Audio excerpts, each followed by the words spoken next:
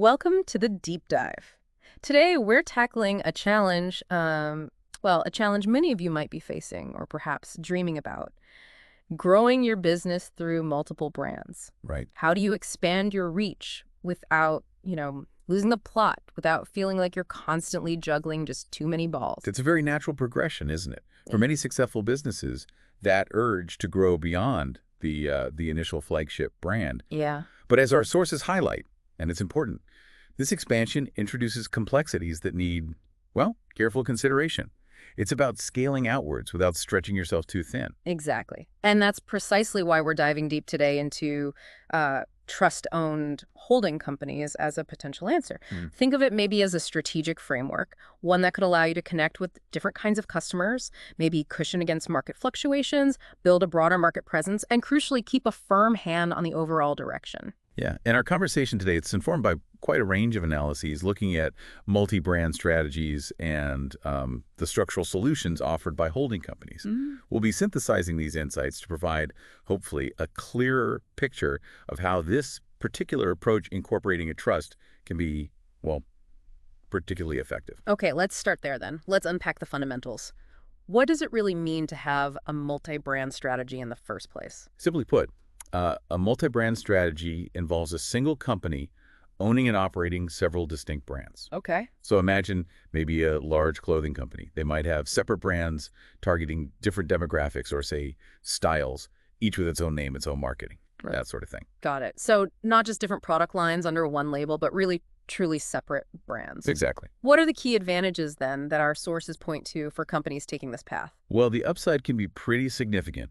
Firstly, it allows you to tap into a wider range of customer groups. Right. It's a big one. Different brands can appeal to specific needs, different tastes, price sensitivities, effectively expanding your total addressable market. Makes sense. Secondly, it's a risk management strategy. If one brand faces headwinds, the others can potentially help stabilize the overall performance. Ah, okay. In fact, some analysis suggests that diversified brand portfolios can significantly reduce revenue volatility, especially during economic shifts. That makes a lot of sense, almost like diversifying an investment portfolio, isn't it? Precisely, yes. What other benefits do our sources highlight? Anything else? It can lead to greater overall brand awareness. Even if consumers don't immediately realize the brands are all under the same corporate umbrella, the collective marketing, the visibility, it can strengthen the parent company's overall footprint. Interesting. And crucially, it also lets you occupy different market niches without, your own brands directly competing against each other. Oh, good point. Avoiding self-cannibalization. Right. And of course, the obvious one. More brands can translate to more diverse income streams. Okay, so you've got these individual brands, each doing its own thing, its own identity, market focus. Now, where does a holding company fit into this picture? Right. So the holding company, it acts as the parent organization. It owns and manages these various brands. It kind of sits at the top, providing strategic direction and oversight to all its subsidiaries. Subsidiaries, okay. Its main role really is to organize and create a cohesive structure for these diverse brands to operate within. Right, okay. The holding company is the central hub. Now let's introduce this idea of a trust into the structure. How does becoming a trust-owned holding company change things? This is where it gets really interesting, I think. Exactly. This is the key layer. By incorporating a trust as the owner of the holding company, you're introducing an additional layer of, let's say, control and governance. Okay. The trust essentially holds the shares of the holding company. And the terms of that trust, the document itself, dictate how the holding company, and consequently all the brands it owns, are managed and operated. Okay, so the trust sets the rules from the very top. What are the specific advantages, then, of this trust-owned model that our sources seem to emphasize? Well, several quite compelling benefits emerge. Firstly, it provides a unified way to manage all the brands together. It gives you that holistic view for strategic decision-making. A bird's eye view. Exactly. This consolidated perspective, it can reveal synergies, maybe opportunities that might be missed if the brands are just operating in their own silos. Right. Secondly, and this is often huge for founders, it allows for the individual growth of each brand while ensuring the original owner or founder retains overall control of the entire enterprise. Okay. This addresses a key concern for many entrepreneurs as they, consider expansion. They don't want to lose their baby, so to speak. Yeah, that element of sustained control seems particularly valuable. What else makes the trust structure beneficial here? Well, protecting the long-term legacy of the business is another significant advantage. Your legacy, right. The trust can be structured to ensure that continuity, the direction of the company, aligns with the founder's vision, potentially for generations to come. It also brings significant clarity to ownership and decision-making processes. How so? Well, the trust documents, they can clearly define roles, responsibilities, minimizing potential disputes down the line. Clarity and continuity, those are definitely powerful benefits. Are there any other advantages our sources pointed towards? Yes, it can add a further layer of protection to the overall business assets. Assets held within a properly structured trust might have certain legal protections, depending on jurisdiction, of course. Asset protection. Okay. Furthermore, a trust-owned holding company allows for the establishment of clear guidelines, clear rules for how the different brands should interact, how they share resources, how they align with the overarching strategic objectives. This really helps reduce the risk of internal conflicts or that brand cannibalization we mentioned earlier. Okay, so you've established this structure, the trust-owned holding company overseeing multiple brands. Now, what about the reputation of this parent company itself? Does that even factor in when you have all these distinct, separate brand identities out there? Oh, it's critically important. Absolutely. Our sources indicate that a strong reputation at the holding company level is actually just as crucial as the reputations of the individual brands it owns. Really? Just as crucial. Yes, consumers are increasingly savvy. They often want to understand the values, the track record of the organization behind the brands they support. That resonates. Yeah, people are definitely more conscious of where their money is going these days.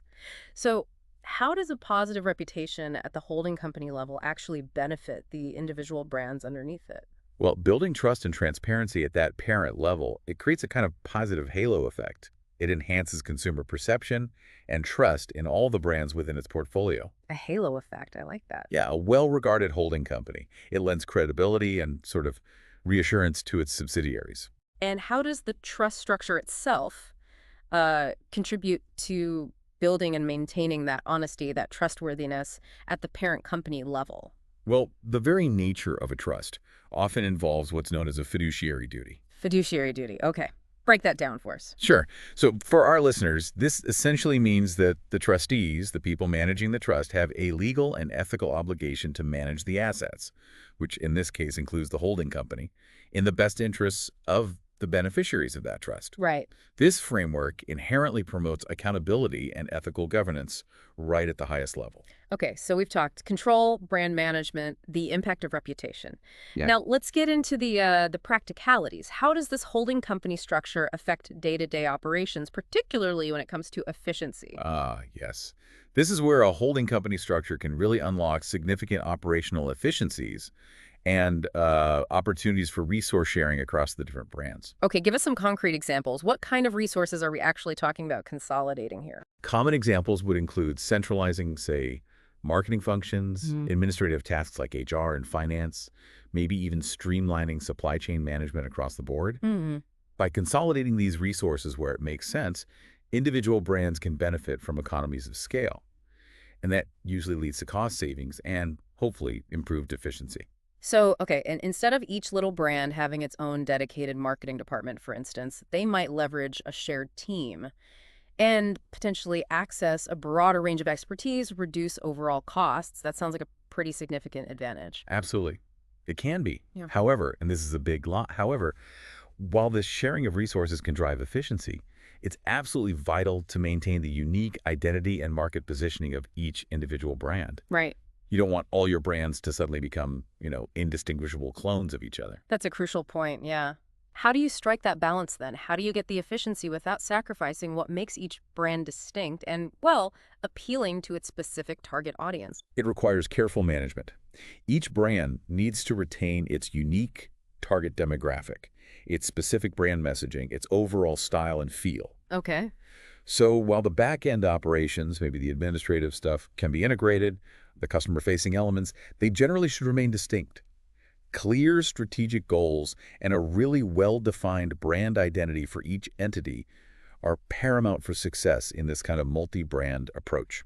So it's about finding that sweet spot, sharing resources intelligently where it genuinely yields benefits, but jealously guarding maybe the unique aspects that resonate with each brand's specific customers. Precisely.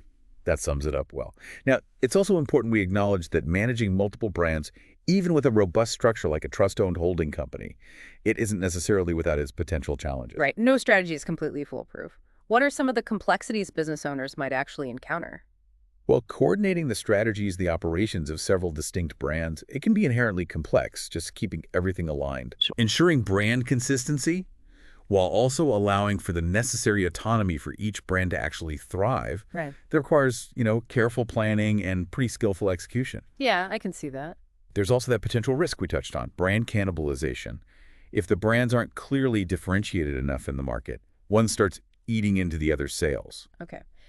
So those clear guidelines and the strong central oversight provided by the holding company, they become really essential then. Exactly. How does the trust-owned structure specifically help in navigating these potential pitfalls and maybe preventing things from just becoming overwhelming? Well, the trust structure, because it clearly defines ownership, it sets out decision-making protocols, lays down operational rules, Right. it provides a framework to mitigate these very challenges. Right. It enforces a level of organization and accountability that can help prevent the kind of, well, chaos that can sometimes arise when you're managing a collection of brands without a clear central authority and clear guiding principles.